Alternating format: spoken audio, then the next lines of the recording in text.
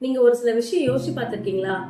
நம்ம தாத்தா பாட்டி இருந்த காலத்துல சர்க்கரை நோய்னு ஒரு விஷயம் பெரும்பாலும் இல்ல. ஆனா இப்போ 5ல ஒருத்தர் கண்டிப்பா இதுல பாதிக்கப்பட்டிருக்காங்க. எதனால இவ்ளோ பெரிய மாற்றம்? யோசிக்கவே வேணாம், உணவு முறைதான்.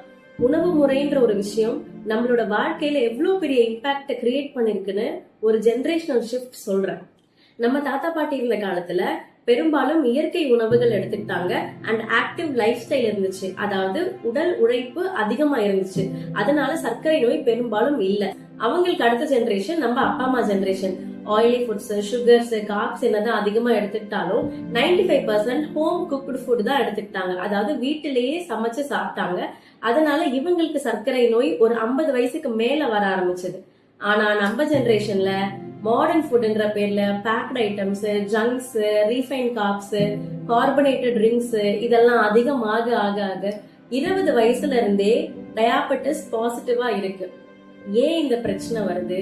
நம்ம எந்த விஷயத்த மிஸ் பண்றோம்? எந்த விஷயத்தெல்லாம் ஃபாலோ பண்ணோம்னா இந்த சர்க்கரை நோய்ன்ற ஒரு பெரிய வலையில இருந்து எஸ்கேப் ஆகலான்னு நான் அடுத்த வீடியோல சொல்றேன்.